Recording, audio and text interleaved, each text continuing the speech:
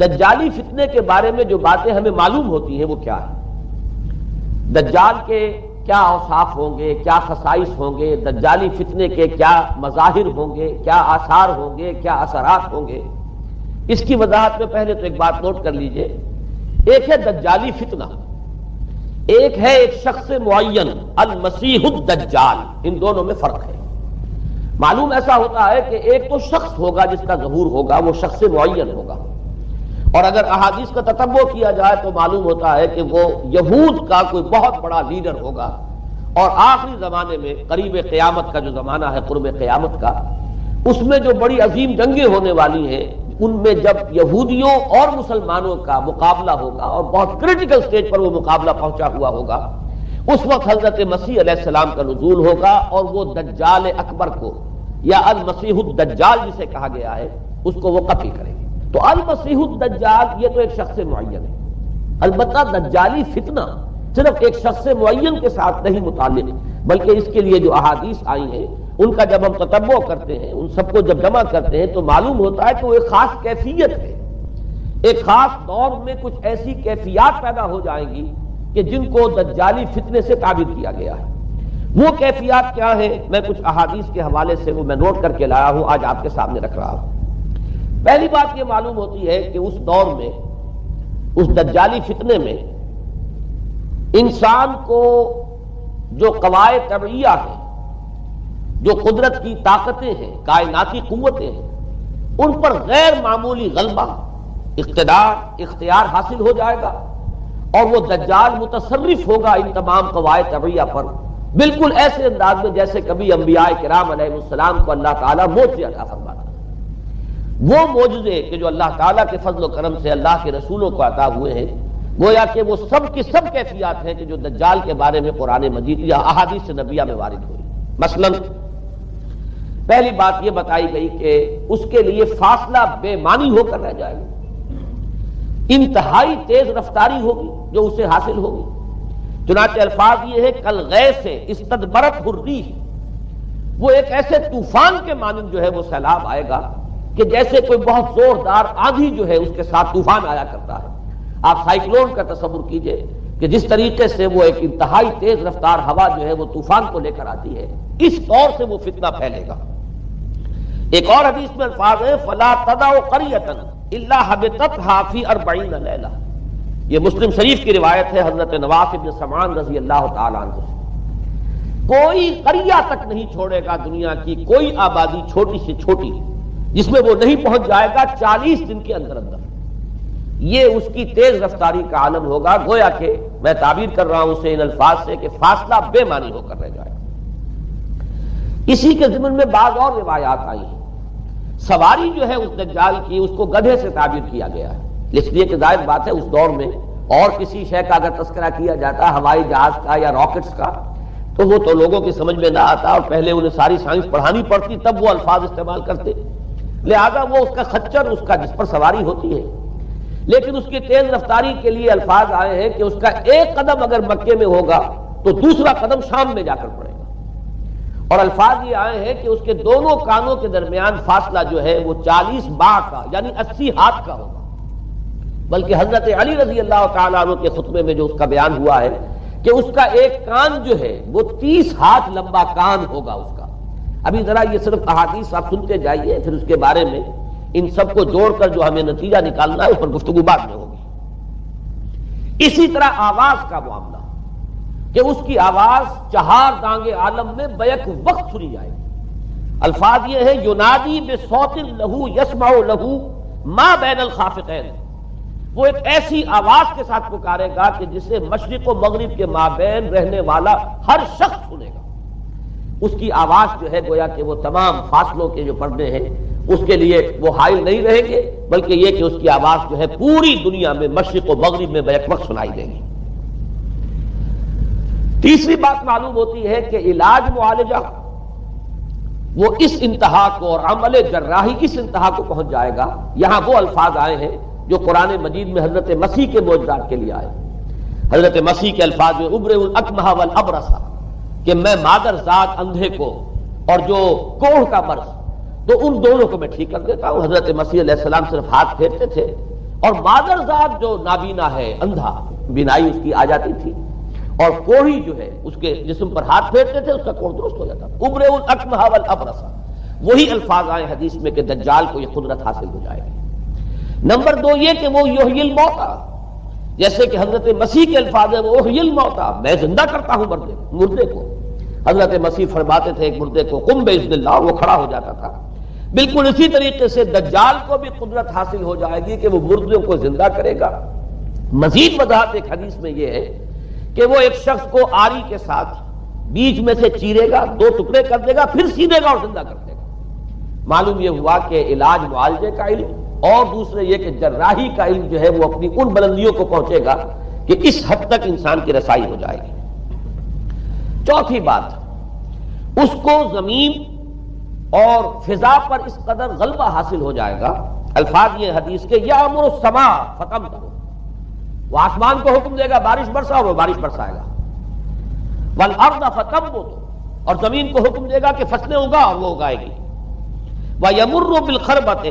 فیقول لها اخرجی کنوزک، اور وہ کسی ویرانے پر سے گزرے گا، اسے حکم دے گا، ویران چٹیل میدان، اور حکم دے گا کہ اپنے خزانے نکال، اور فرمایا اس کا نتیجہ یہ نکلے گا فتتبعہ کنوزها، تو اس زمین کے جو خزانے ہیں وہ نکل کے اس کے ساتھ چلنے شروع ہو جائیں گے۔ زمین پر قدرت، فضا پر قدرت، بارش کا حکم ہوگا وہ بارش ہو جائے گی، آسمان بارش برسائے گا، زمین اپنے خزانے اگل دے گی۔ 5ویں بات، وَيُبْعَثُ مَعَهُ الشَّيَاطِينُ عَلَى صُورَةِ مَنْ مَاتَ، اس کے ساتھ کچھ ایسے شیاطین مبعوث ہوں گے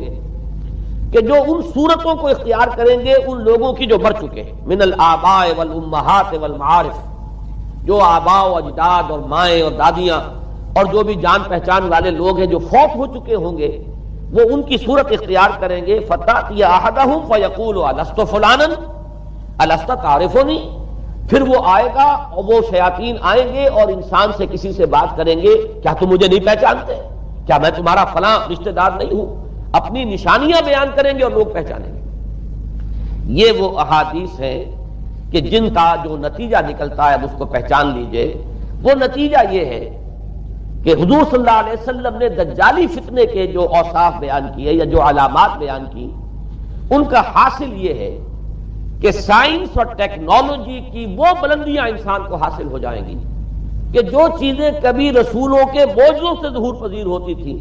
وہ قوانین طبیعہ پر تصرف کے باعث خود انسان کرنے لگے گا۔ یہ ہے در حقیقت حاصل۔ چنانچہ آج آپ دیکھیے وہ جو اس کا گدھا ہے وہ ہمارے آج کل کے ہوائی جہاز ہے،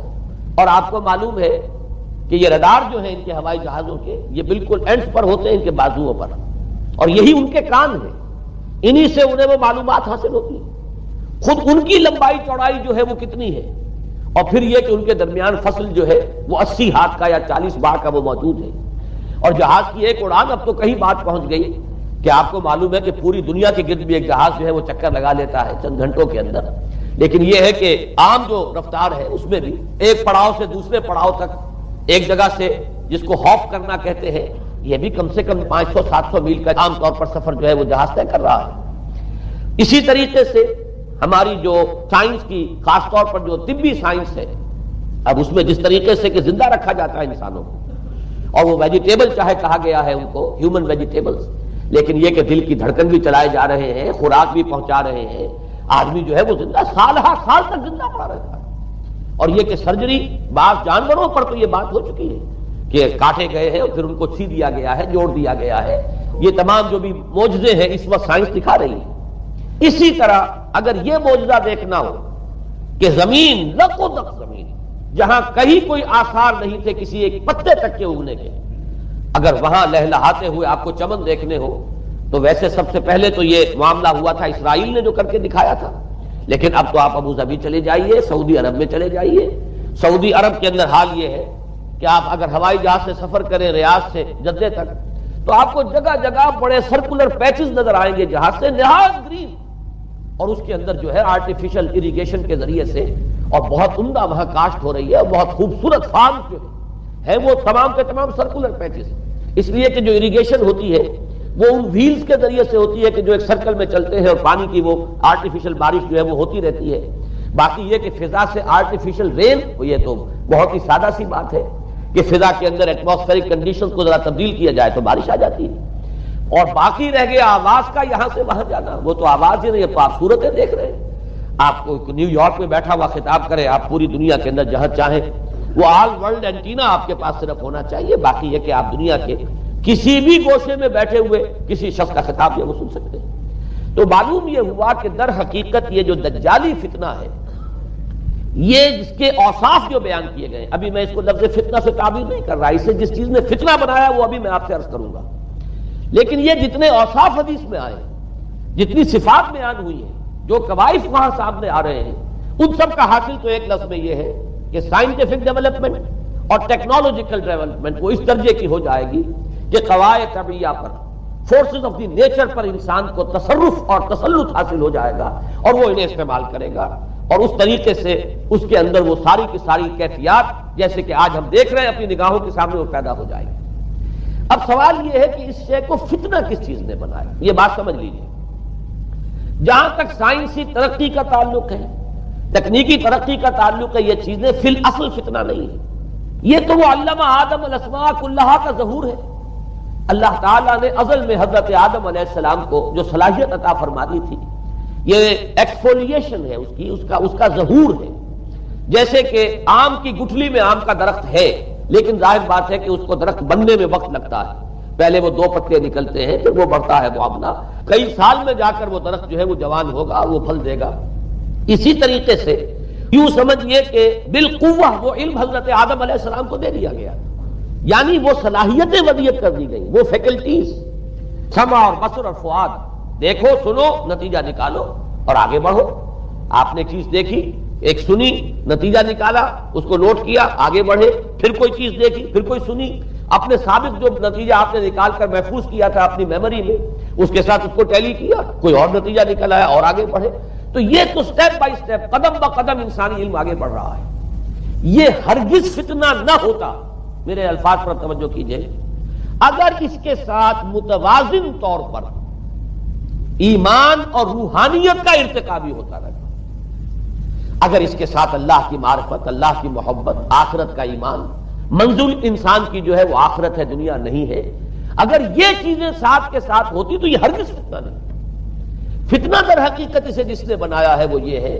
کہ کچھ ایسے اسباب ہوئے ہیں، اور وہ اسباب آج مجھے بیان کرنے کہ در حقیقت موجودہ عیسائیت اس کا سب سے بڑا سبب ہے. اس کے نتیجے میں ایک بہت بڑا گیپ ہے، اپالنگ گیپ ہے، بڑا مہیم خلا ہے، بڑی وسیع خلیج ہے جو حائل ہو چکی ہے کہ ایمان اور روحانیت ختم ہوتے چلے گئے اور یہ ٹیکنیکل اور سائنٹیفک ڈیولپمنٹ بڑھتی چلی گئی. ان دونوں کے درمیان جو مہیم خلا پیدا ہوا ہے اس نے اسے فتنہ بنا دیا ہے، اور عظیم ترین فتنہ بنا دیا ہے. ورنہ اگر اس کے ساتھ ہی اللہ پر ایمان، آخرت پر ایمان اور انسان کے اندر ایمانی کیفیات، اس کی روحانی کیفیات اگر یہ بھی برقرار رہتی، بلکہ اس کے ساتھ متوازن طور پر ان کو ترقی کرنا چاہیے تھی، تو یہ ہرگز فتنہ نہیں ہے. تو پہلی بات یہ سمجھ لیجئے کہ اگرچہ دجالی فتنے کے جو صفات، اس کے اوصاف، اس کی علامات، اس کے مظاہر جو بھی حدیث کے ذریعے سے ہمیں معلوم ہے، جس کا میں نے ابھی آپ کے سامنے تذکرہ کیا،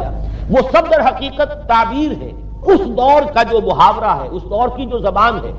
اس دور میں جن الفاظ سے گفتگو کی جا سکتی تھی،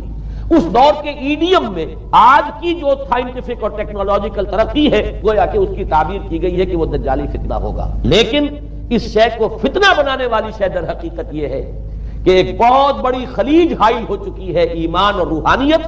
اور دوسری طرف سائنٹیفک اور ٹیکنالوجیکل ڈیولپمنٹ میں ان دونوں کے درمیان اتنا بوجھ اور فصل پیدا ہو گیا ہے کہ جس کی وجہ سے اس نے فتنے کی شکل اختیار کی. اس کا سبب کیا ہے آج ہمیں اس پر غور کرنا ہے. دیکھیے حضرت مسیح علیہ السلام کا دین، اور جیسا کہ میں نے عرض کیا ہے سورہ کہف کے پہلے رکوع میں تذکرہ انہی کا ہو رہا ہے، وَيُنذِرَ الَّذِينَ قَالُوا اتَّخَذَ اللَّهُ وَلَدًا مَا لَهُم بِهِ مِنْ عِلْمٍ وَلَا لِآبَائِهِمْ كَبُرَتْ كَلِمَةً تَخْرُجُ مِنْ أَفْوَاهِهِمْ يَقُولُونَ إِلَّا كَذِبًا فَلَعَلَّكَ بَاخِعٌ نَفْسَكَ عَلَىٰ آثَارِهِمْ إِن لَّمْ يُؤْمِنُوا بِهَٰذَا. اور رسول آنے والا نہیں تھا. اللہ تعالیٰ کی طرف سے اس دین کو، اس شریعت کو ایک پروٹیکشن حاصل ہے، لہذا ایک جزء کی حد تک گمراہی جو ہے پھیل سکی، کل پر محیط نہیں ہوئی. لیکن بدقسمتی سے دین مسیحی کے بارے میں یہ ہوا کہ کچھ عرصے تک تو کشمکش رہی ہے. اصل دین مسیحی پر بھی جو کاربند لوگ تھے اور جو اس کے اوپر مستقیم رہے وہ قائم کچھ عرصے تک رہے ہیں، لیکن ہوتے ہوتے تقریباً اس دور تک آ کر جب کہ حضور کی بعثت ہوئی ہے، اصل دین مسیحی کے ماننے والے تقریباً ختم ہو چکے تھے، شاذ لوگ رہ گئے تھے، اور ان میں بھی یہ جرت نہیں تھی کہ اپنے اصل دین کا وہ اظہار کر سکے، بلکہ ہوتے ہوتے ان 600 سالوں کے اندر یہ ہوا کہ وہی پالزم جو ہے در حقیقت اس نے ہی مسیحیت کی شکل اختیار کر لی۔ یہ پالزم جو ہے یہ ہے در حقیقت، یوں سمجھیے کہ ادیان عالم کی تاریخ میں سب سے زیادہ گمراہ کن مذہب ہے، جس کا رد عمل پیدا ہوا ہے یورپ میں، جس نے کہ اس دجالی فتنے کی شکل اختیار کی ہے۔ میں یہ چاہتا ہوں کہ اس کے ضمن میں چند باتیں آج آپ کے سامنے رکھوں۔ پال نے جو دین مسیحی میں یا دین اسلام میں جو صحیح دین ہے اللہ کا، اس میں 3 تبدیلیاں بنیادی کی۔ سب سے پہلا تو وہی جو قرآن کہہ رہا ہے الذین قالوا اتخذ اللہ ولدا، مسیح کو، حضرت مسیح علی نبینا علیہ الصلوۃ والسلام، انہیں خدا کا بیٹا قرار دیا گیا۔ اور اس میں بھی نوٹ کیجئے بیٹے کے لیے عربی زبان میں 2 لفظ ہیں، ابن اور ولد۔ ابن کا لفظ ذو معنیین ہے، 2 معنی ہے اس کے۔ ابن بیٹے کو بھی کہتے ہیں، اور ابن کا کوئی معنوی تعلق بھی ہو سکتا ہے، صرف بیٹا نہیں۔ ابن السبیل مسافر کو کہتے ہیں، راستے کا بیٹا، یعنی چونکہ راستے کے ساتھ اس کا ایک تعلق ہے، راستہ چل رہا ہے، وہ تو ابن السبیل ہے۔ ابن الوقت، وقت کا بیٹا، وہ وقت کا بیٹا اس معنی میں نہیں ہے، بلکہ یہ ہے کہ جو ہر وقت جو ہے حالات کے مطابق گرگٹ کی طرح اپنا رنگ بدلتا چلا جائے، چلو تم ادھر کو ہوا ہو جدھر کی، وہ ابن الوقت ہے۔ تو ابن الوقت اسی طریقے سے جو میں نے دوسری مثال دی ہے، ان کو اگر آپ سامنے رکھیں گے تو معلوم یہ ہوا کہ ابن کے تو دونوں معنی ہو سکتے ہیں، لیکن ولد یہ بالکل مخصوص ہے اولاد کے معنی میں۔ ولد یہ تو گویا کہ صلبی اولاد، اور عیسائیت وہ ہے مذہب کہ جس نے کہ بدترین شرک کی صورت اختیار کی ہے، اور ان کے ہاں عقیدے میں یہ الفاظ ہیں کہ مسیح اللہ کا، خدا کا صلبی بیٹا ہے، تاکہ کوئی شک نہ رہ جائے کہ کوئی اور نسبت ہے جسے ابن سے تعبیر کیا گیا، کوئی اور تعلق ہے جس کے لیے یہ لفظ اختیار کیا گیا، صلبی کا لفظ استعمال کیا گیا ہے کہ یہ خدا کا صلبی بیٹا ہے۔ اور یوں سمجھیے اب اس کا جو نتیجہ نکلا کہ بیٹا اگر کسی کا ہے تو ظاہر بات ہے کہ وہ ہم جنس ہے، ہم نوع ہے اپنے باپ کا۔ انسان کا بیٹا انسان ہوگا، سید زادہ جو ہے سید کا بیٹا سید ہوگا، مغل کا بیٹا مغل ہوگا، گھوڑے کا بیٹا گھوڑا ہوگا، گدھے کا بیٹا گدھا ہوگا۔ معلوم یہ ہوا کہ بعین ہی جو کچھ باپ ہوتا ہے وہی بیٹا ہوتا ہے۔ لہذا اس لفظ نے در حقیقت شرک کی بدترین صورت اختیار کی کہ بالکل اللہ کے برابر، اللہ کا ہم نوع، گویا کہ بدترین شرک جو ہے شرک فی الذات ہے۔ اور شرک فی الذات کی بدترین صورت یہ ہے کہ جو عیسائیت میں آئی ہے کہ حضرت مسیح علیہ السلام کو اللہ کا صلبی بیٹا قرار دیا گیا۔ اب اس کے نتیجے میں چونکہ ظاہر بات ہے کہ آخر بائبل بھی موجود تھی، اس بائبل کو ایک دم کیسے ختم کر دیتا سینٹ پال؟ سینٹ پال کہیں یا بہرحال میں تو لفظ سینٹ اس کے ساتھ استعمال نہیں کرنا چاہتا، لیکن چونکہ ہمیں یہ ہدایت ہے قرآن مجید کی بھی کہ جو باطل معبود بنا لیے جاتے ہیں انہیں بھی ہم کوئی ان کے لیے توہین والے الفاظ استعمال نہ کریں، لہذا میں یہ لفظ استعمال کر رہا ہوں، ورنہ جی تو چاہتا ہے کہ کوئی اور لفظ اس کے لیے استعمال کیا جائے۔ لیکن جو بھی اس وقت دنیا میں اس کا معروف نام ہے پال، سینٹ پال، تو اس نے چونکہ ظاہر بات ہے کہ پوری بائبل کو کیسے ختم کر دیتا، ایک دم تورات کو کیسے ختم کر دیتا؟ تورات تو آج تک چلی آ رہی ہے بائبل کے ساتھ ملی ہوئی، the old testament, the new testament, یہ دونوں مل کر بائبل بنتی ہے۔ لہذا اب گورکھ دھندا بنانا پڑا انہیں، وہ تسلیس والا گورکھ دھندا، 3 میں 1 1 میں 3، توحید بھی ہے تسلیس بھی ہے، 3 میں 1 1 میں 3۔ اور یہ وہ شے ہے کہ جس نے عقیدے کا تعلق عقل سے منقطع کر دیا۔ اس سے سمجھ میں آنے والی بات ہے، 3 میں 1 1 میں 3 ایک گورکھ دھندا ہے۔ نتیجہ انہوں نے یہ نکالا کہ ڈوگما در حقیقت اس کا عقل سے کوئی تعلق نہیں، ڈوگما بس عقیدہ ہے، اور اس عقیدے ہی کے اوپر سارے دین کی بنیاد ہے، باقی وہ عقل میں آئے نہ آئے، عقل کے لیے قابل قبول ہو یا نہ ہو۔ یہ بات اچھی طرح سمجھ لیجئے کہ اگرچہ ہمارے ہاں بھی ہم بھی یہ بات کہتے ہیں کہ بہت سے حقائق جو ہے کائنات کے وہ ایسے ہیں کہ جن تک عقل کی رسائی نہیں ہے، اس کے لیے ہم مجبور ہیں، محتاج ہیں وحی کی ہدایت کے۔ لیکن 2 چیزوں میں فرق کیجئے، ایک ہے عقل سے ماورا ہونا اور ایک ہے عقل کے خلاف ہونا، ان دونوں چیزوں میں زمین و آسمان کا فرق ہے۔ ایک وہ حقائق ہے کہ جو عقل از خود ان تک رسائی حاصل نہیں کر سکتی، لیکن جب وہ سامنے آتے ہیں تو عقل تسلیم کرتی ہے کہ ہاں یہ بات سمجھ میں آتی ہے۔ ایک وہ چیزیں ہیں کہ جن کو عقل تسلیم نہیں کرتی، تو ایک ہے مخالف عقل ایک ہے ورائے عقل. ان دونوں میں زمین و آسمان کا فرق ہے.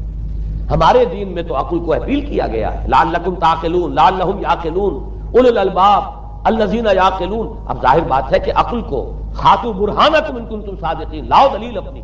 تو دلیل سے عقل سے اپیل کی گئی. اور اس میں وہ رشتہ جو میں نے کئی مرتبہ بیان کیا علامہ اقبال کے اشعار کے حوالے سے, کہ عقل گو آستاں سے دور نہیں, اس کی قسمت پہ پر حضور نہیں, اور گزر جا عقل سے آگے کہ یہ نور چراغ راہ ہے, منزل نہیں.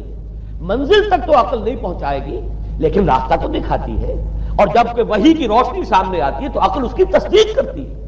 یہ ہے ہمارا موقف اور یہ ہے عقلی معقول موقف. لیکن عیسائیت نے, بلکہ کہنا چاہیے پالزم نے, مجھے یہاں پر لفظ عیسائیت اب استعمال کرنا نہیں چاہیے اس لیے کہ حضرت عیسیٰ سے اب اس کی نسبت نہیں رہی.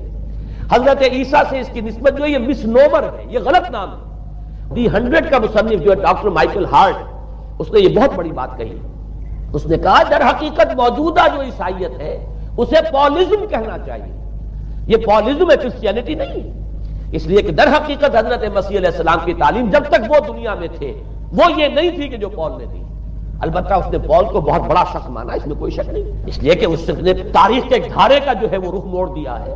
اللہ تعالیٰ کے صحیح دین کو گویا کہ قلع قمع کر کے ایک نیا دین اس طریقے سے پھیلایا ہے کہ آج بھی شاید دنیا میں کثیر ترین تعداد عیسائیت ہی کے نام لیواؤں کی ہے, واللہ عالم, یا شاید گوتم بدھ کے ماننے والوں کی ہے. بہرحال یہ کہ بہت بڑی تعداد میں آج حضرت مسیح علیہ السلام کی طرف جو منسوب ہے غلط طور پر دین, اس کے نام لیوا دنیا میں ہے.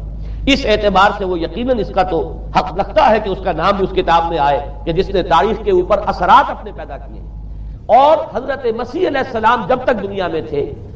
عیسائیت کی حقیقت بنی اسرائیل یا یہودیت کے ایک فرقے سے زیادہ نہیں تھی. ڈیٹیچ نہیں ہوا تھا یہ دین حضرت موسیٰ علیہ السلام کے دین سے, لیکن یہ کہ پال نے اسے بالکل ایک مستقل بذات ایک جداگانہ دین کی شکل دے دی ہے. تو یہ پالزم ہے. پالزم نے در حقیقت سب سے پہلا کام یہ کیا کہ عقل سے بالکل تعلق منقطع کر دیا. عقیدہ, ڈوگما, ڈوگما جو ہے وہ خلاف عقل, جو بات عقل میں آئے نہ آئے بس ماننی. تو پہلی تو یوں سمجھیے کہ نقب جو لگی ہے دین کے اندر وہ اس تسلیس کے حوالے سے, اور تسلیس کا گورکھ دھندا خلاف عقل, لہذا ڈوگما کی جو کا لفظ جو استعمال ہوا ہے کہ بس اس کو تو ہم مانیں گے چاہے وہ عقل کے لیے قابل قبول ہو چاہے نہ ہو. دوسرا, اس سے بھی زیادہ آپ دیکھیے ایک سے ایک بڑھ کر اینٹ رکھی جا رہی ہے. خشت اول چون حد میں مار کر تاثریہ امیر ود دیوار کر. دوسرا کفارے کا عقیدہ جو مبنی ہے صلیب کے عقیدے پر. مسیح نے انتہائی ذلت کی موت, یعنی صلیب کی موت جو ہے وہ خود کہتے ہیں کہ انتہائی ذلت کی موت ہے. یہ ذلت کی موت کا پیالہ اس لیے پیا تاکہ اس کے ماننے والوں کی طرف سے کفارہ ادا ہو جائے. مسیح کفارہ ادا کر چکا ہے, اب جو شخص بھی مسیح کو مان لے گا اس کی گویا کہ نجات ہو گئی. اس کا عمل سے کوئی تعلق, عمل ہو نہ ہو, بد کردار ہو, اچھا کردار والا ہو, نیک ہو, بھلا ہو, جیسا بھی ہو, برا ہو, بدماش ہو, لچا ہو, لفنگا ہو, مسیح کو مان لے. صرف ماننے پر, اس لیے کہ مسیح تو اس کی طرف سے کفارہ پیش کر چکا. سارے گناہوں کا کفارہ جو ہے مسیح نے انتہائی ذلت آمیز موت جو ہے قبول کر کے گویا کہ اپنے ماننے والوں کے تمام گناہوں کا کفارہ دے دیا ہے. یہ دوسرا عقیدہ. اس کا نتیجہ کیا نکلا؟ تسلیس نے عقل سے تعلق توڑ دیا تھا مذہب کا, اس نے عمل سے تعلق توڑ دیا. ڈوگما ہی ڈوگما ہے, نہ عقل سے کوئی تعلق نہ عمل سے کوئی تعلق, کوئی تعلق نہیں رہا. دین کی جڑیں جو ہے دونوں اعتبار سے, دین تو نام ان دو چیزوں کا الا الذین آمنوا وعملوا الصالحات, دونوں کی گویا کہ جڑیں منہدم ہو گئی, بنیادیں منہدم ہو گئی, جڑیں کاٹ دی گئی کہ نہ اس کا تعلق عقل کے ساتھ ہے نہ عمل کے ساتھ ہے. تیسری بات آئی ہے, اس نے کہا شریعت منسوخ. یہ عجیب ہے, دیکھیے جسے آئرنی آف فیٹ کہتے ہیں انگریزی زبان میں. ابھی تک بائبل کے اندر سینٹ میتھیو کے جو روایت ہے, متی کی انجیل جسے کہا جاتا ہے gospel of the lord according to saint Matthew, اس میں جو سرمن آف دی ماؤنٹ ہے, ایک واعظ ہونے کے اعتبار سے واقعتاً میں اس کی عظمت کا بڑا قائل ہوں, عظیم ترین واعظ ہے دنیا کا. اس کے شروع میں یہ الفاظ موجود ہیں, don't think I have come to destroy law, ہرگز یہ نہ سمجھنا کہ میں شریعت کو ختم کرنے آیا. وہ یہ کہہ کر گئے تھے کہ شریعت موسوی تم پر لاگو رہے گی, عائد رہے گی, لیکن پال نے تیسرا نقب لگایا, شریعت ساقط کر دیا. اس کی ضرورت کیوں محسوس ہوئی یہ بھی سمجھ لیجئے. حضرت مسیح یہ کہہ کر گئے تھے کہ میں صرف بنی اسرائیل کے لیے آیا ہوں, میں اسرائیل کے گھرانے کی کھوئی ہوئی بھیڑوں کی تلاش میں آیا ہوں. انجیل میں یہ الفاظ آج بھی موجود ہیں. حضرت مسیح نے اپنے حواریین کو جب بھیجا ہے کہ اب جاؤ تبلیغ کرو میری طرف سے، اس کی ہدایتوں میں ایک ہدایت یہ بھی ہے کہ تمہیں صرف اسرائیلیوں تک تبلیغ کرنی ہے، باہر نہیں. میں صرف اسرائیلیوں کی طرف رسول بنا کر بھیجا گیا ہوں. یہ الفاظ بھی موجود ہیں. اگرچہ اس وقت کے انجیل میں جو الفاظ ہیں وہ تو میں سمجھتا ہوں کہ حضرت مسیح علیہ السلام کے شایان شان نہیں ہے، وہاں کوئی نہ کوئی تحریف ہوئی ہے لفظی، اس لیے کہ وہاں تشبیہ دی گئی ہے کہ کوئی اپنے بچے کے حصے کی روٹی جو ہے کتے کے آگے نہیں ڈالتا. گویا کہ جینٹائلز جو ہیں غیر بنی اسرائیلی، انہیں اس جملے کی روح سے انہیں کتوں سے تشبیہ دی جا رہی ہے کہ میرے پاس میرے بچوں کے حصے کی روٹی ہے، میرے بچے ہیں اسرائیلی، میری روٹی جو ہے یہ جو میرے پاس ہے وہ اسرائیلیوں کے لیے ہے، کوئی اپنے بچوں کے حصے کی روٹی کتے کو نہیں کھلاتا. یہ جملہ تو میں سمجھتا ہوں حضرت مسیح کا نہیں ہو سکتا، لیکن یہ ہدایت کہ تمہیں تبلیغ صرف اسرائیلیوں میں کرنی ہے یہ قرآن مجید کی روح سے ثابت ہے. اس لیے کہ قرآن بھی یہ کہتا ہے کہ رسولاً الی بنی اسرائیل، حضرت مسیح علیہ السلام رسول بنا کر بھیجے گئے تھے بنی اسرائیل کی طرف. اس لیے کہ وہ یوں سمجھیے کہ جسے ہمارے ہاں عام اصطلاحات میں علماء کہا کرتے ہیں تاج و تخت ختم نبوت، وہ تاج و تخت ختم نبوت تو ابھی منتظر تھا محمد الرسول اللہ صلی اللہ علیہ وسلم کی آمد کا کہ وہی آئیں گے تو انہی کی بعثت ہوگی پوری نوع انسانی کی طرف. آپ سے پہلے کسی رسول کی بعثت پوری نوع انسانی کی طرف نہیں ہوئی بشمول حضرت مسیح علیہ السلام. ہر جو ہے رسول جو آیا ہے آپ سے پہلے اپنی اپنی قوموں کی طرف آیا ہے. لیکن اس پول نے کیا کیا؟ پہلے تو یہ اصول توڑا. ہم اس دین مسیحی کی یا جو پولزم ہے اس کی اب تبلیغ کریں گے غیر اسرائیلیوں میں بھی. وہاں انہیں دقت پیش آئی. شریعت موسوی بڑی بھاری شریعت ہے، اب وہ بھاری شریعت جو ہے اس کو قبول کرنا تو لوگوں کے لیے آسان نہیں ہے. انہوں نے یہ کیا کہ یہ شریعت تم پر ثابت، شریعت کا بوجھ تم پر نہیں، برڈن آف لا یہ تمہارے لیے نہیں ہے. اور میں یہاں مثال دے دینا چاہتا ہوں، بین ہی تاریخ نے اپنے آپ کو دہرایا ہے. عبداللہ ابن سبا نے جو فتنہ شروع کیا تھا ہمارے ہاں، ہماری تاریخ میں جو اس کے اثرات میں پیدا ہوئے ہیں ان میں سے ایک جو ہے وہ شکل وہ اسماعیلیت والی ہے کہ اسماعیلیت نے بھی بین ہی یہی شکل اختیار کی ہے. ہندوستان میں آ کر جب اسماعیلی داعیوں نے جب تبلیغ کی ہے تو شریعت ثابت کر دی. آج آپ کو جو اسماعیلی ملیں گے ان کے ہاں کوئی شریعت نہیں ہے، کوئی نماز نہیں، مسجد ان کی ہوتی نہیں، جماعت خانہ ہوتا ہے، وہ کلب گھر ہے، آتے ہیں جمع ہوتے ہیں کھانا کھاتے ہیں، اللہ اللہ خیر صلی اللہ کو باتیں چیتیں کرتے ہیں. ان کے اوپر شریعت ہے ہی نہیں، نہ روزہ ہے نہ نماز ہے. اور بین ہی وہی جو اختیارات میں ابھی آپ کو بتاؤں گا کہ جو پوپ کے ہیں وہی ان کے امام حاضر کے اختیارات ہیں. بہرحال تیسری نقب جو میں نے عرض کیا آپ سے وہ یہ تھی کہ شریعت منسوخ، اس کا نتیجہ کیا نکلا؟ اب دیکھیے ذرا غور کیجئے، ایک بہت بڑا خلا پیدا ہو گیا. وہ خلا کون پر کرے گا؟ شریعت کے بارے میں سارے اختیارات اب پوپ کو حاصل ہیں. وہ جس چیز کو چاہے حلال کر دے، جس چیز کو چاہے حرام کر دے، جس چیز کو چاہے قرار دے دے کہ یہ ممنوع ہے، جس چیز کی چاہے اجازت دے دے. اس لیے کہ اب شریعت تو نہیں، خلا ہے، اس میں سوالات تو پیدا ہو گئے، یہ کام کیا جائے یا نہ کیا جائے، کون کرے گا؟ تو جب شریعت ختم ہوئی تو سارا اختیار پوپ کے ہاتھ میں آ گیا ہے. یہ میں بعد میں ذرا اور تفصیل سے بتاؤں گا کہ کیسے کیسے اختیارات پھر مذہبی طبقے کے ہاتھ میں آئے ہیں. اس کے نتیجے میں تاریخ انسانی میں ورسٹ فارم آف تھیوکریسی پیدا ہوئی. تھیوکریسی کسے کہتے ہیں؟ جو آج کی اصطلاح میں گالی تھیوکریسی. قائد اعظم کے جملے آپ نے کئی پڑھے ہوں گے. اسلام میں کوئی تھیوکریسی نہیں ہے، مذہبی طبقے کی حکومت نہیں ہے اسلام میں، اور 100% درست ہے. تھیوکریسی کہتے ہیں کہ مذہبی حلقے کی، مذہبی طبقے کی حکومت، اس کے ہاتھ میں اختیارات آ جائے. اور قرآن مجید میں اسی وجہ سے ان کے اوپر الزام لگایا گیا اتخذوا احبارهم ورهبانهم اربابا من دون اللہ. انہوں نے اپنے علماء اور صوفیوں کو اللہ کے سوا اپنے معبود بنا لیا. حضرت عدی ابن حاتم رضی اللہ تعالیٰ عنہ جب ایمان لائے، یہ حاتم طائی جو مشہور ہے سخاوت میں، ان کے بیٹے ہیں، قبیلہ طے سے ان کا تعلق ہے. حاتم طائی تو طے سے ہے، ان کے بیٹے عدی ہیں، یہ عیسائی تھے. یہ جب ایمان لائے اور پھر انہوں نے قرآن پڑھا تو انہیں ایک اشکال ہوا کہ قرآن مجید میں تو ہم پر الزام لگایا گیا ہے کہ اتخذوا احبارهم ورهبانهم اربابا من دون اللہ. تو عرض کیا انہوں نے، ڈرتے ڈرتے عرض کیا ہوگا حضور کی خدمت میں کہ حضور یہ بات تو کوئی درست نہیں معلوم ہوتی، ہم نے تو کبھی اپنے علماء اور رہبان کو خدا نہیں سمجھا. وہ اس مغالطے میں تھے کہ جب تک سجدہ نہ کیا جائے شاید خدا نہیں مانا گیا. حضور نے پوچھا کیا ایسا نہیں ہے کہ جس چیز کو وہ حلال کہتے تم حلال مان لیتے ہو، جس چیز کو حرام کہتے ہیں حرام مان لیتے ہو؟ جی ہاں یہ تو ہے، یہی تو فرمایا اربابا من دون اللہ ہے. تحلیل و تحریم کا اختیار صرف اللہ کے ہاتھ میں. یا اللہ کے نمائندے کی حیثیت سے اس کے رسول کے پاس ہے جس کو وحی آتی ہے، اس کے بعد کسی کو اختیار نہیں ہے۔ اجتہاد کر سکتا ہے لیکن اجتہاد کے لیے دلیل دینی ہوگی نص سے، کتاب اللہ سے کوئی دلیل لاؤ، سنت رسول اللہ سے کوئی دلیل لاؤ، استنباط کرو، عقل سے بات کرو، لیکن یہ ہے کہ تحلیل و تحریم یہ خدائی اختیار ہے، اللہ کے ہاتھ میں اس کا اختیار ہے، اور اللہ کے نمائندے کی حیثیت سے زیادہ یہ اللہ کے رسولوں کے ہاتھ میں اختیار آتا ہے، اس کے علاوہ کسی کے لیے نہیں۔ کسی اور کے لیے یہ مان لیا گیا تبھی تو ان کو خدا بنا لیا گیا۔ اسی معنی میں آج کی جمہوریت جو ہے وہ بدترین شرک ہے کہ یہاں یہ تسلیم کیا جاتا ہے کہ ساورنٹی جو ہے وہ عوام کی ہے،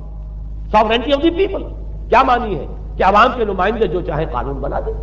جس چیز کو چاہیں حلال ٹھہرائیں، جس چیز کو چاہیں حرام ٹھہرائیں، ان کے پاس حلت و حرمت کے جو پورے اختیارات ہیں ان کے پاس آ گئے۔ یہی تو خدائی مقام ہے، خدا کا مقام دے دیا گیا، اس سے بڑا شرک کیا ہوگا؟ در حقیقت حاکمیت غیر اللہ اس دور کا سب سے بڑا شرک ہے۔ تو وہاں یہ حق جو ہے دے دیا گیا علماء کے ایک طبقے کو، پوپ کو، تو گویا کہ تاریخ انسانی کی بدترین تھیوکریسی، بدترین مذہبی استبدادی حکومت قائم ہوئی ہے یورپ میں۔ اس کے حوالے سے میں کچھ تاریخی حوالے بھی اب آپ کے سامنے رکھ دوں۔ دیکھیے، جب تک پال نے یہ کام شروع کیا ہے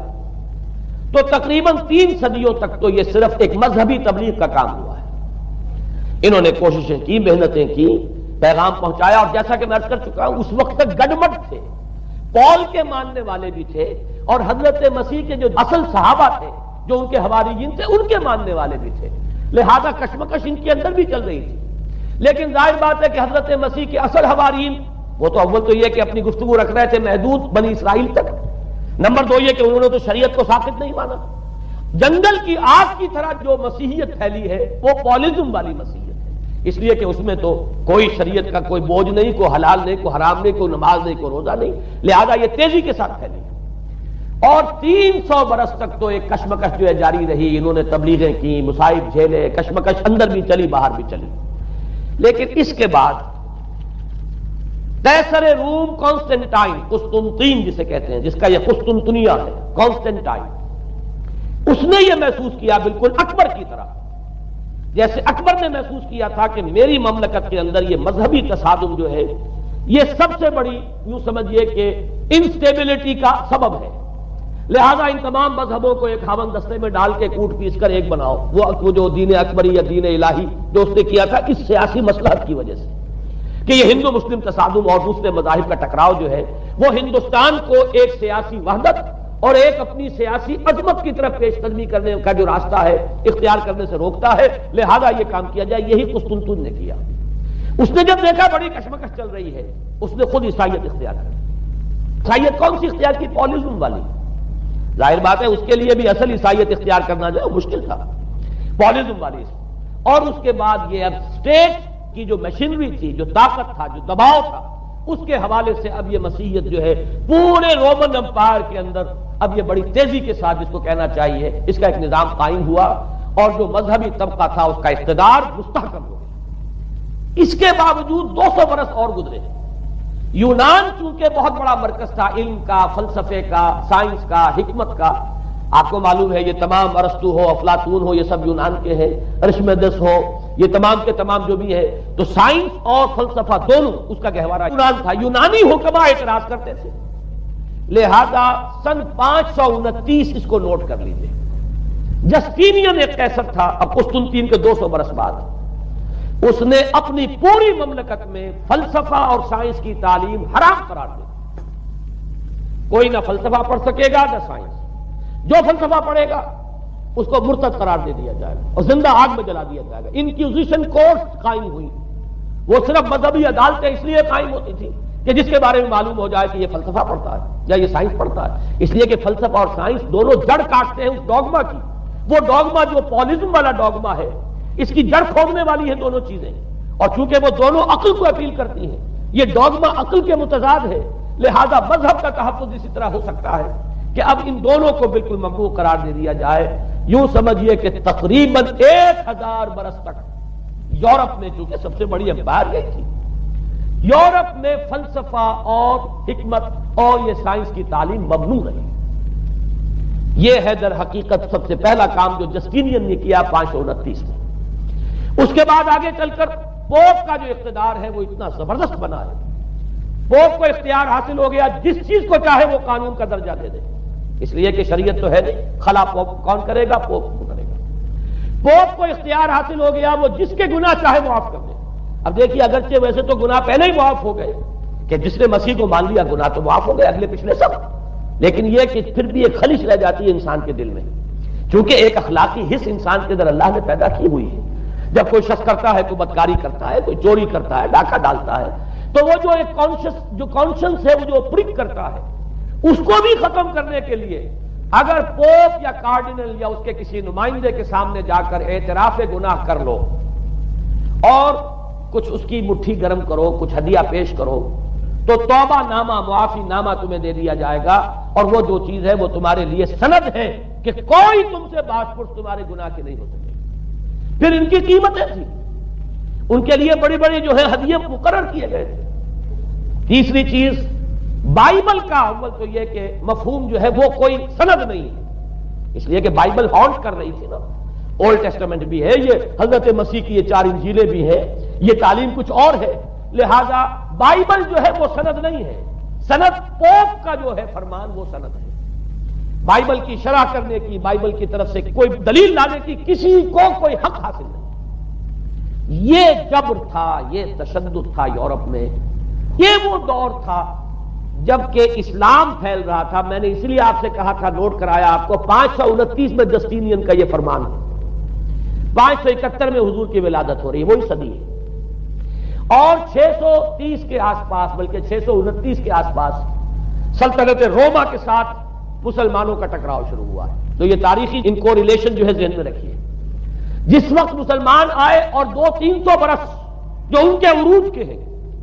اس وقت آپ کو معلوم ہے کہ تقریباً 6 صدیاں ہو چکی تھی کہ یورپ بالکل جس کو کہا جاتا ہے ڈارک ایجز، انتہائی تاریخی مذہبی جبر اور استبداد، اس کے سوا کچھ نہیں،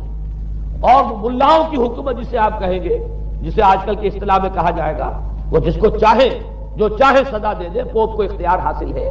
کسی کے بارے میں ذرا جیسے بعض اوقات خبریں سچی ہیں یا جھوٹی، لیکن میں مثال دے رہا ہوں جیسے خبریں آتی رہی ہیں ایران کے بارے میں کہ کہیں اگر معلوم ہو گیا تو پاسداران انقلاب پہنچے اور سمری ٹرائل اور فوراً ختم کیا آدمی کو۔ اس قسم سے انکوزیشن رپورٹ جو ہے وہ کورٹ وہاں قائم ہوئی،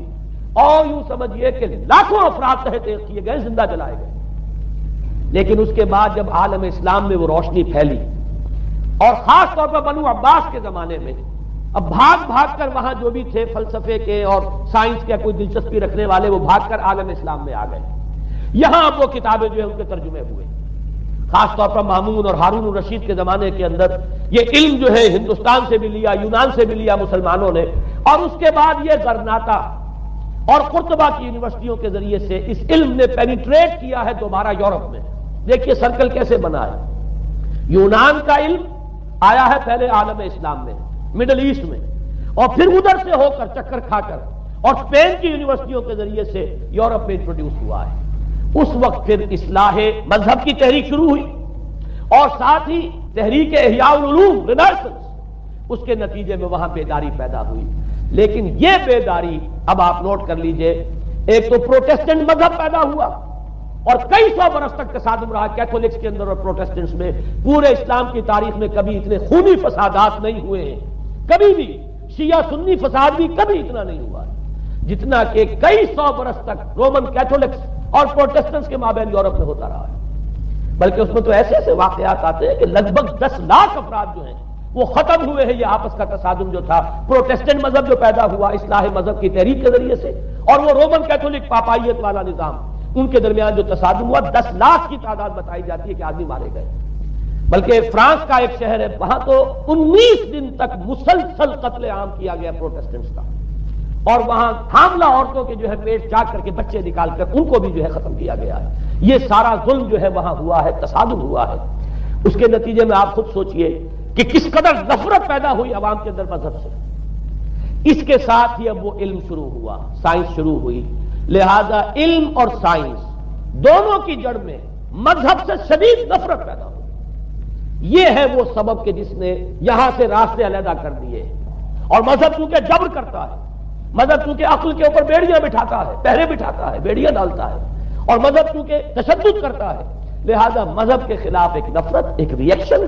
یہ ہے اس ساری سائنسی ارتقاء اور سائنٹیفک اور ٹیکنالوجیکل جو ڈیولپمنٹ ہوئی ہے اس کی جڑ میں مذہب سے نفرت جو ہے اس کے بیج بو دیے گئے، اور یہ 200-250-300 سال میں اب یہ جو چناور درخت بن کر آیا ہے کہ ایک طرف سائنس کی ترقی، ٹیکنالوجی کی ترقی آسمان کو چھو رہی ہے، آج انسان چاند کے اوپر تو انسان کے قدم جو ہے پہنچ چکے ہیں، اور آپ کا ایک راکٹ جو ہے وہ پورے تمام سیارے جو ہیں کہ ہمارے سولر سسٹم کے ہیں ان سب کا چکر لگا کر اور وہ اس سے باہر چلا گیا ہے، خلا کے اندر کہاں گیا کچھ پتا نہیں، لیکن یہ کہ تقریباً یوں سمجھیے کہ سن 77 کا چلا ہوا وہ، اور 12 برس تک اس نے سفر طے کیا ہے، کم سے کم سولر سسٹم کا جو ہے اس نے پورا جو ہے احاطہ کیا ہے۔ اور جو میں نے آپ کو وہ احادیث سنائی ان کے حوالے سے بات کیا سمجھ میں آئی کہ یہ سائنٹیفک، ساری کی ساری سائنٹیفک ڈیولپمنٹ، یہ ٹیکنالوجیکل ڈیولپمنٹ، لیکن چونکہ اس کے ساتھ مذہب کا انکار ہے، خدا پر ایمان نہیں ہے، آخرت کا یقین نہیں ہے، روح کا گویا کہ انکار، روحانیت تو بہت دور کی بات ہے، روح کا بھی انکار، نتیجہ یہ ہے کہ ان دونوں چیزوں کے مابین وہ گیپ جسے میں نے کہا تھا ایپالنگ گیپ، ایک بہت بڑا گیپ ہے جو پیدا ہو چکا ہے۔ اب میں حدیث آپ کو سنا رہا ہوں، بخاری شریف میں جو روایت ہے حضور نے فرمایا کہ دجال کے ماتھے پر لکھا ہوا ہوگا کافارا، کفر، الفاظ یہ ہے انہ مکتوب بین عینیہ کافارا، علیحدہ علیحدہ، یقرأہ کل مومن کاتب و غیر کاتب، وہ اس طرح نمایاں لکھا ہوا ہوگا کہ ہر شخص اسے پڑھ لے گا، چاہے وہ لکھنے والا ہو چاہے نہ ہو، لکھا پڑھا ہو چاہے نہ ہو، یعنی اس تہذیب کی پیشانی پر کفر لکھا ہوا ہے، مذہب سے دشمنی، مذہب سے بغض، مذہب سے دوری، مذہب کی ہر چیز کی نفی۔ آج جو ایک ورلڈ سیویلائزیشن ہے، ایک عالمی تہذیب ہے جس کا کہ غلبہ ہے ہمارے اس پورے گلوب پر، اس میں 3 چیزوں کے مقابلے میں 3 چیزوں کی اہمیت ہے، خدا کی اہمیت نہیں ہے، ہوگا، ہم انکار بھی نہیں کرتے لیکن ہم جانتے بھی نہیں کہ ہے کہ نہیں،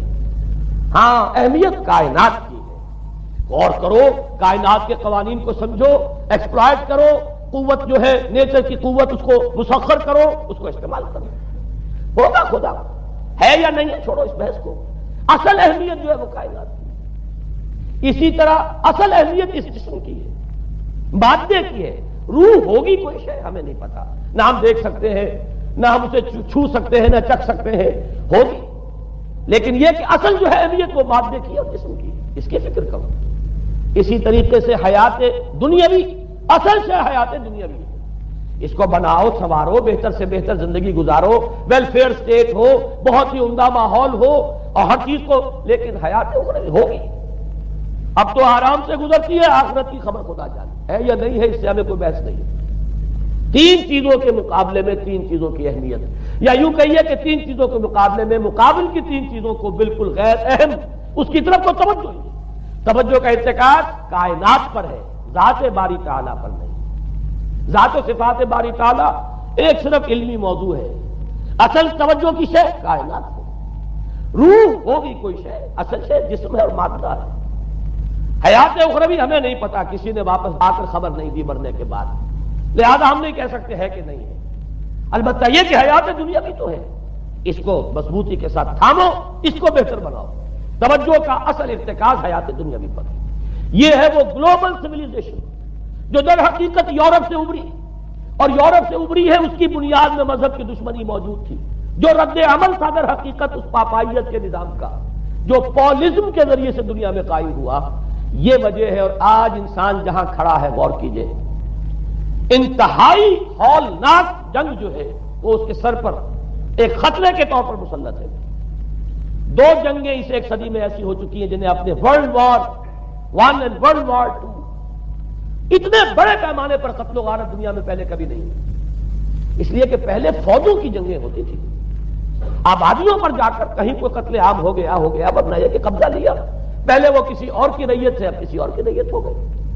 آیا بابر آیا، اس نے پانی پت کے میدان کے اندر ابراہیم لودھی کو شکست دے دی، دلی میں آ کر اس نے کسی کا خون نہیں بہایا، بس وہ آ کے تخت پر قابل ہو گئے۔ کہیں کہیں ہوئے ہیں فتنے یا پھر عذاب الہی آتے رہے ہیں کہ رسولوں کے انکار کی سزا کے طور پر قوم نسیہ منسیہ کی گئی ہے، لیکن جنگیں جو دنیا میں ہوتی تھی وہ جنگوں کا معاملہ جو ہے وہ اس نوعیت کا ہوتا تھا، وہ فوجوں کے درمیان ٹکراؤ ہوتا تھا، میدان جنگ میں پشتوں کے پشتے لگتے تھے، لیکن اس کے بعد نہیں ہو گیا کہیں کسی نے بہت غصہ نکال دیا۔ لیکن اس صدی میں اب جو جنگیں ہوئی ہیں اس سے تو ملک کے ملک تحس نحس ہوئے، آبادیاں ختم ہوئی ہیں، اور جو تیسری جنگ ہوگی یہ جان لیجئے آخر انسان کب تک اسے ٹالے گا؟ رشیا کے بارے میں یہ سمجھنا کہ وہ پیچھے ہٹ گیا ہے، پسپائی اختیار کر لی، اس نے بہت بڑی حماقت ہے۔ وہ در حقیقت اب ڈپلومیسی کی راہ سے سپریمیسی چاہتا ہے، لہذا تصادم تو ہو کر رہنا۔ مولانا مناظر حسن گیلانی رحمۃ اللہ علیہ کے خیالات جو ہیں وہ مجھے اس سورہ کہف کے ابتدائی آیات کے ضمن میں مجھے ان سے اتفاق ہے، اور بہت سی چیزیں ان سے ماخوذ ہیں۔ اسی طریقے سے جو حدیث اب میں آپ کو بتا رہا ہوں میرے سامنے اس کا متن نہیں ہے، مولانا حامد میاں رحمۃ اللہ علیہ انہوں نے مجھے یہ بتایا تھا کہ جو میں نے جمع کیے ہیں حالات و واقعات، قیامت سے پہلے جو حالات و واقعات پیش آنے والے ہیں جن کی پیشین گوئی احادیث میں ہیں، ان سے معلوم ہوتا ہے کہ ایک بہت بڑی خوفناک جنگ ہوگی، اتنی بڑی خوفناک جنگ، اور ان کے الفاظ یہ ہے کہ اس میں دونوں فریق جو ہوں گے ان میں بڑی تعداد عیسائیوں کی ہوگی، ادھر بھی ادھر بھی، ایک طرف البتہ عیسائیوں کے ساتھ مسلمان بھی ہوں گے، یہودی بھی ہوں گے، اور دوسری طرف خالص عیسائی طاقت ہوگی، اور ان کے درمیان اتنی خوفناک جنگ ہوگی۔ الفاظ ان کے یہ ہیں اس حدیث کے جو انہوں نے مجھے بتائے کہ ایک پرندہ سینکڑوں میل تک پرواز کرے گا اور اسے سوائے لاشوں کے اور کچھ نظر نہیں آئے۔ آپ تصور کیجئے اگر ایٹمک وار ہو جاتی تو یہی ہوگا، تہس نہس ہو جائے گا معاملہ، ختم ہو کر رہ جائے گی چیز۔ اور یہ چیز جو ہے یہ بہرحال یہ جتنا کچھ پائل اپ کیا گیا ہے، یہ ڈسٹرکٹیو فورس سائنس کی یوں سمجھیے کہ معراج اب یہی ہے۔ اب تو سٹار وارز کی باتیں ہو رہی ہیں کہ صرف زمین پر نہیں، باہر بھی یہ جنگیں ہمیں لڑنی پڑیں گی، لیکن یہ کہ اس کا کیا حال ہوگا۔ امریکہ میں ایک پکچر تیار کی گئی تھی، دی ڈے آفٹر غالباً اس کا نام ہے، اس میں ایک نقشہ دکھایا گیا ہے اس قدر ہولناک کہ یہ 100 اونچی منزلہ عمارتیں جو ہے یہ ایسے جیسے کہ کچے گھروندے ہوتے ہیں ایسے وہ پگھل کر رہ جائیں گی، اور یوں سمجھیے کہ انسان جو ان کے اندر ہوں گے ایک ایک منزل کے اندر، ایک ایک ایسی 100 منزلہ عمارت کے اندر ہزاروں آدمی ہوتے ہیں، جیسے کہ کوئی ایسی کالونی ہو کوئی ان کی چیوٹیوں کی، اور اس پوری کالونی کو آپ اپنے پاؤں سے بسل دیں، ایسے انسانوں کا حال ہوگا اگر وہ جنگ ہو جاتی جس کا نقشہ کھینچا گیا ہے۔ یہ ہے در حقیقت وہ بات کہ جو مولانا مناظر حسن گیلانی فرما رہے ہیں ان آیات مبارکہ میں، وَيُنذِرَ الَّذِينَ قَالُوا اتَّخَذَ اللَّهُ وَلَدًا، تاکہ خبردار کر دے یہ قرآن ان لوگوں کو جنہوں نے کہا ہے کہ اللہ نے بیٹا بنایا، بدترین شرک کا جنہوں نے ارتکاب کیا، اور اسی ولدیت مسیح کے عقیدے سے وہ ساری کرپشن جو ہے دین خداوندی کی، دین مسیح کی اصل جو دین تھا اس کی جو ہوئی ہے اس کے نتیجے میں آج نوع انسانی وہاں کھڑی ہے۔ اسی لیے آیت نمبر 2 میں فرمایا وَيُنذِرَ بَأْسًا شَدِيدًا مِّن لَّدُنْهُ، تاکہ خبردار کر دے ایک بہت بڑی جنگ سے۔ ہمارے اکثر مفسرین نے یہاں پہ ایک بہت بڑا عذاب کہہ کر جو ہے وہ گزر گئے، لیکن واحد یہ لفظ ہے قرآن مجید کا یہ مقام ہے جہاں لفظ باس آیا، اور مولانا مناظر حسن گیلانی نے بحث کی باس تو جنگ کو کہتے ہیں، قرآن مجید میں جہاں بھی یہ لفظ آیا جنگ کو کہتے ہیں۔ تو ایک بہت بڑی ہولناک جنگ جس کے لیے فرمایا من لدنہ، یہ تمہارے اپنے پیمانوں پر نہیں آئے گی، یہ تمہارے حساب کتاب میں نہیں آ سکتا جو ڈسٹرکشن ہوگی، جیسے کہ آپ علم لدنی کہتے ہیں۔ ایک علم وہ ہے جو جانے بوجھے طریقے سے حاصل کیا جاتا ہے، ایک علم لدنی ہے جو خاص اللہ تعالیٰ اپنے کسی بندے کو عطا فرما دے۔ اس جنگ کی جو ہلاکت خیزی ہے وہ تمہارے حساب کتاب میں آنے والی نہیں ہے۔ لِيُنذِرَ بَأْسًا شَدِيدًا مِّن لَّدُنْهُ وَيُبَشِّرَ الْمُؤْمِنِينَ الَّذِينَ يَعْمَلُونَ الصَّالِحَاتِ أَنَّ لَهُمْ أَجْرًا حَسَنًا مَّاكِثِينَ فِيهِ أَبَدًا۔ البتہ اللہ تعالیٰ بچائے گا اپنے اہل ایمان بندوں کو جو نیک عمل پر بھی قائم۔ اب میں وہ حدیثیں آپ کو سنا دوں۔ آج سے پہلے میں اس دعا کی اصل عظمت کو اتنا نہیں سمجھ پایا تھا جتنا آج سمجھا۔ یہ جو عظیم دعا ہے اس میں اتنی لجاجت،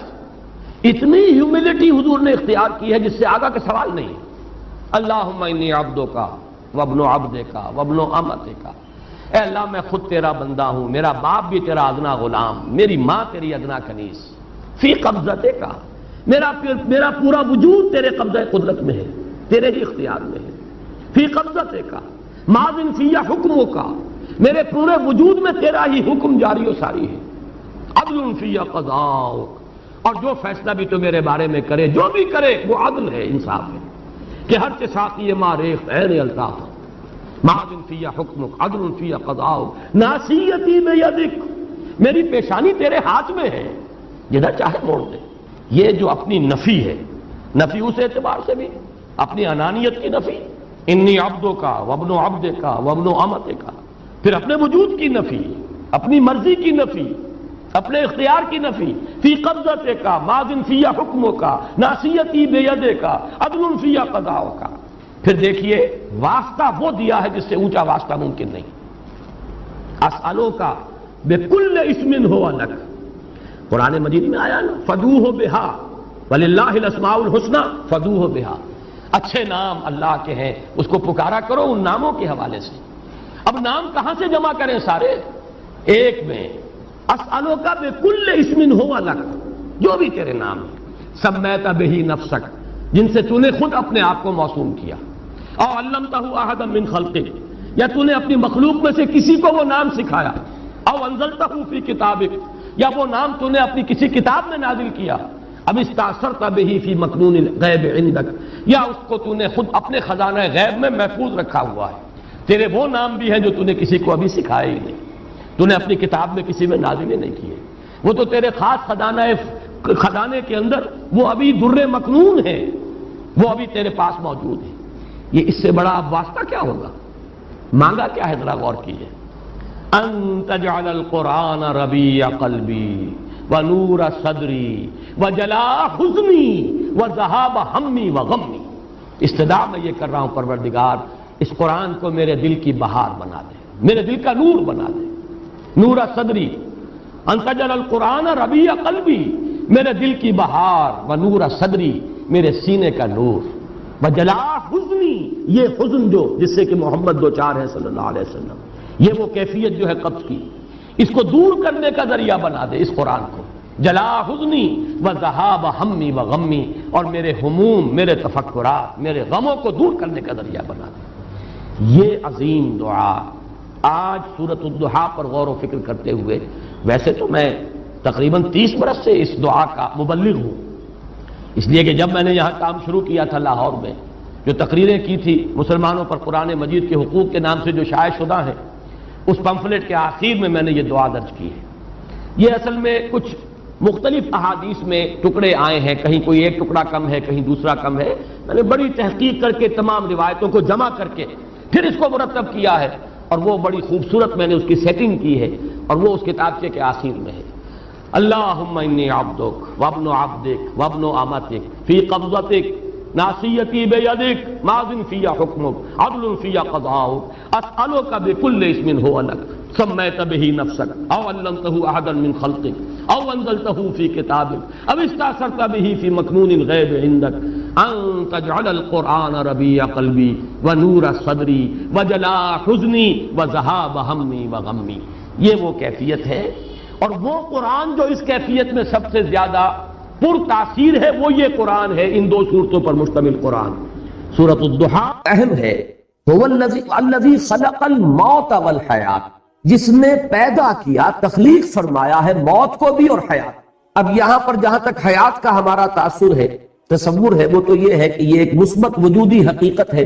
لیکن موت کے بارے میں ایک مغالطہ ذہنوں میں بیٹھا ہوا ہے۔ بالعموم اس کا بارے میں ذہنوں میں یہ خیال ہے کہ موت معدوم ہو جانے کا نام، چنانچہ بعض جگہ پر تو آپ اکثر و بیشتر تراجم میں بھی دیکھیں گے کہ جیسے قرآن مجید میں سورہ بقرہ کے 3 رکوع میں جو آیت آئی، کیف تکفرون باللہ وکنتم امواتا فاحیاکم ثم یمیتکم ثم یحییکم، وہاں بھی آپ دیکھیں گے کہ موت مقدم، حیات اس کے بعد، لیکن یہ کہ اس موت کے بارے میں اکثر لوگوں کا مغالطہ ہے کہ گویا کہ معدوم کے معنی میں ہم اسے لے رہے ہیں کہ تم معدوم تھے پھر تمہیں اللہ نے زندہ کیا۔ تو یہاں کیونکہ اس موضوع پر کئی مرتبہ گفتگو ہو چکی ہے، لیکن میں اس جگہ توجہ دلا رہا ہوں، خلق الموت والحیات، موت بھی در حقیقت مخلوق ہے،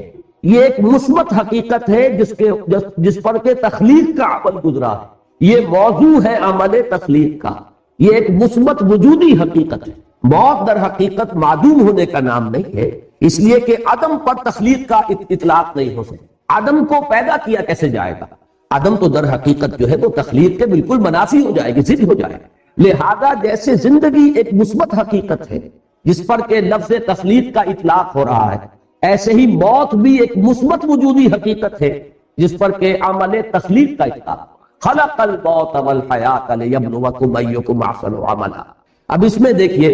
کہ جہاں تک اس موت کا تعلق ہے جو ہماری زندگی کے بعد آنے والی ہے، اس کے بارے میں تو ہمیں یقین کے ساتھ معلوم ہے کہ وہ معدوم ہونے کی بات نہیں، وہ تو ہمارے ایمان کے بنیادی آرٹیکلز آف فیتھ جنہیں کہا جائے گا اس میں شامل ہے، اس لیے کہ موت معدوم ہونے کا نام نہیں ہے، بلکہ موت تو در حقیقت ایک کیفیت سے دوسری کیفیت کو منتقل ہونے کا نام۔ آخری جو بھی ہمارا اس حصہ ہے زندگی کا، وہ حیات اخروی، وہ تو سب سے بڑی حقیقت ہے، سب سے بڑی زندگی ہی وہ ہے، لیکن یہ درمیانی وقفہ بھی معدوم ہونے کا نام نہیں ہے، بلکہ جیسا کہ آپ کو معلوم ہے عالم برزخ میں بھی ایک نوع کی زندگی ہے، حیات برزخی ہے۔ اس حیات برزخی کے اندر بھی انسان پر کیفیات وارد ہوں گی، جیسے کہ مشہور ہمارے ہاں اصطلاح ہے عذاب قبر،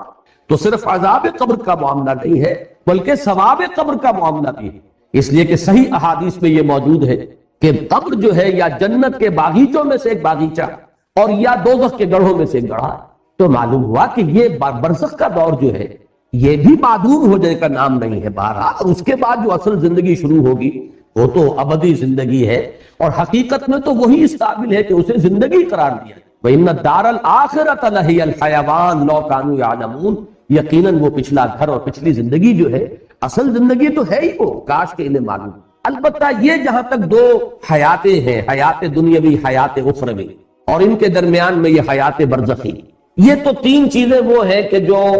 قرآن مجید سے ابتدائی تعارف رکھنے والا شخص بھی جانتا ہے، اور ہر مسلمان کے وہ ایمان کے لازمی اجزاء میں شامل ہے۔ لیکن ایک حیات اس سے پہلے،